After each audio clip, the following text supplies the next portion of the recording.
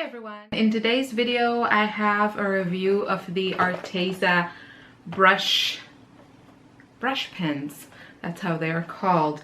There are 48 in this set. You can kind of get an idea of the colors in the set, but I will swatch them for you so you can see. I reviewed recently the sketchbook and the gouache paints. If you're interested in that, I will link you to it. And I also will have very soon a review about their watercolor pencils.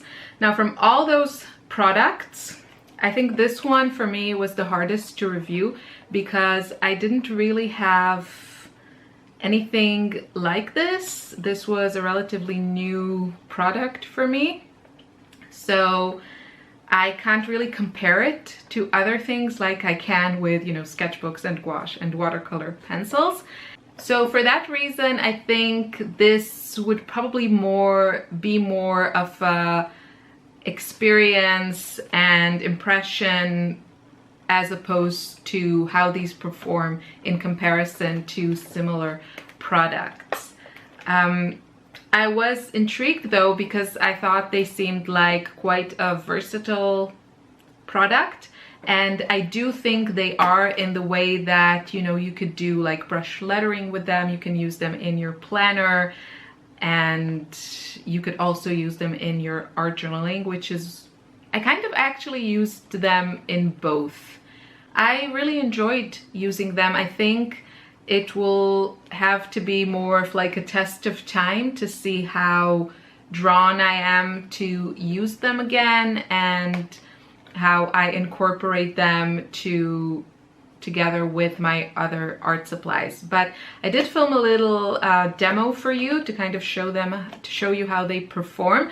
I was actually surprised with a few of the qualities, a few things that I didn't expect, but then again, as I've said, I don't have a lot of experience using this particular medium, and I did enjoy using them. I do think they have a few limitations, and I do think that if you kind of see them as like watercolors in brush pen form, no, I don't think that I would describe them like that. I think they're kind of in their own unique category, and they can definitely do things that are maybe a little bit harder to get with other types of mediums. So let's get into the demo and let's take a closer look at what we have here.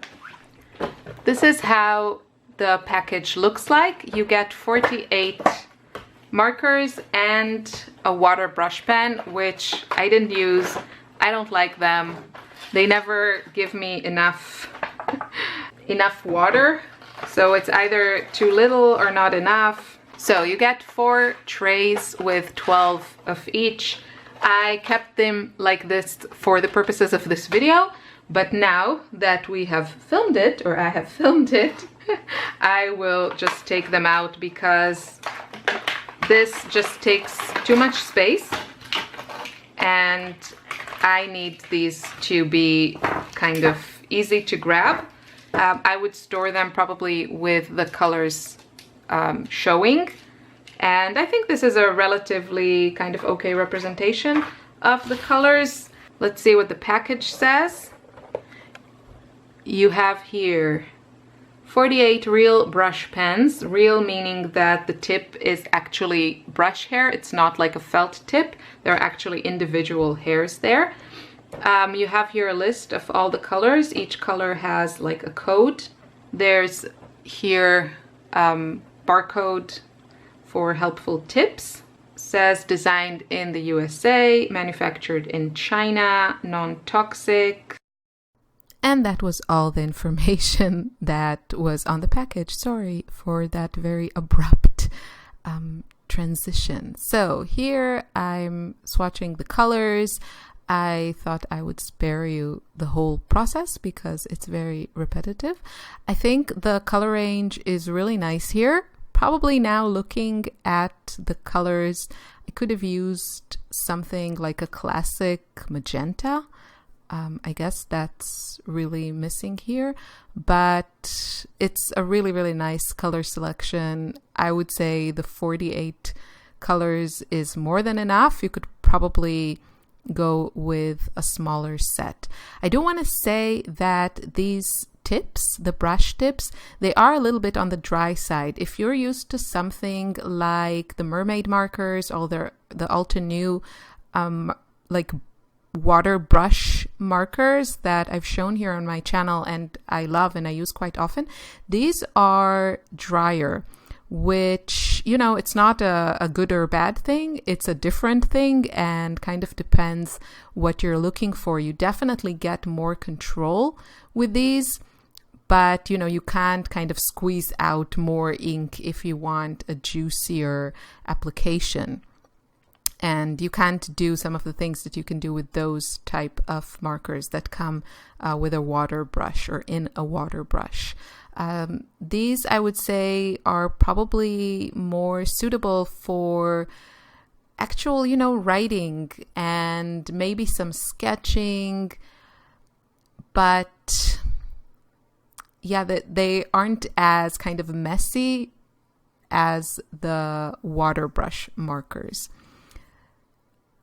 So you can see the color range, really nice. You have some brights, you have some primaries, some neutrals, too many neutrals for me. You can also see you get quite a lovely variation.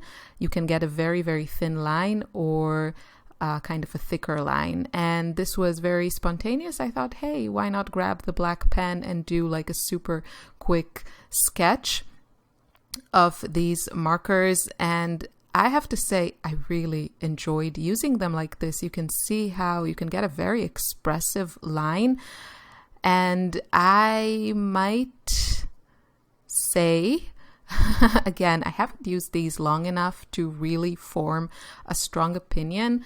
This isn't like a first impression because I have played with them, but yeah, I need more time. But I did really enjoy using them, and I do think these would be more travel friendly than those other water brush markers that I mentioned. And you can see how nicely you can layer colors, and because the ink is so transparent, you get these color mixes. So where that pink overlapped the violet, you get like a deeper shade of pink.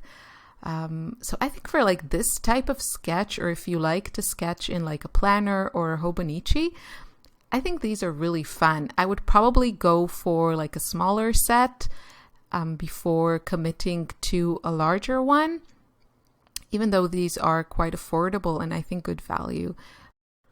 The one thing that I kept trying to kind of manipulate them was in the whole blending area. And this is where I feel most of these kind of products fall short compared to watercolor. If you want that blend of color, if you want that flow, you're better off going with traditional watercolors. So it's kind of just, you know, about knowing your medium.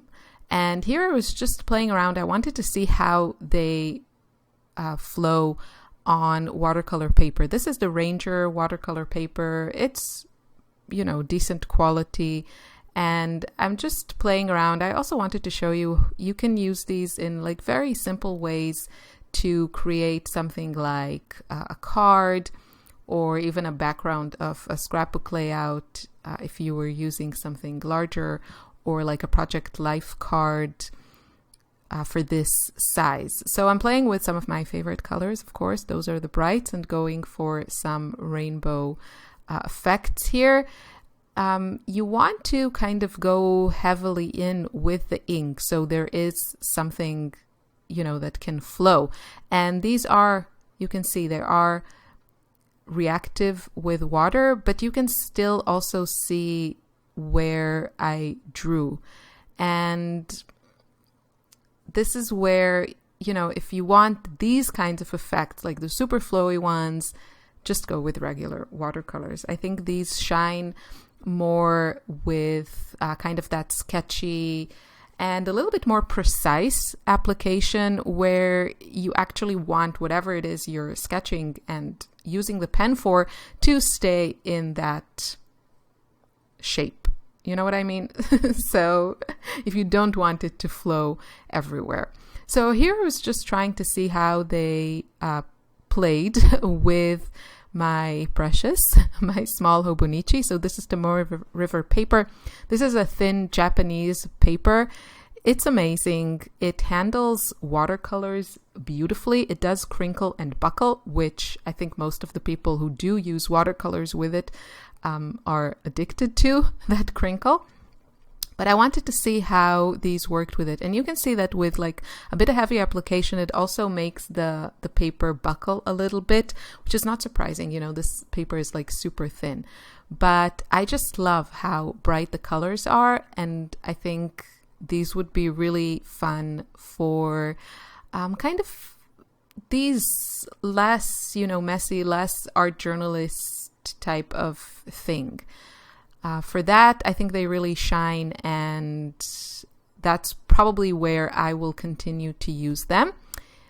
Although now we're getting into the more surprising part. So this part of the demo is in one of my art journals, and this one is a moleskin planner that I converted into an art journal. Now the paper here is not really, it's like a planner, you know, it's meant for just writing with a pen. And that's why I used some gesso to prep my paper. And I just thought, okay, I'm going to sketch and paint a little bit with these pens. This is not about creating a masterpiece. This is about playing with products and seeing how they perform. And I have to say, this is where these really surprised me. The way that you can blend these with each other. So, you know, grab a lighter color and kind of blend those darker lines. This worked so well. The blend was really nice and smooth, but still controlled, you know, a lot more control than you could have with watercolors.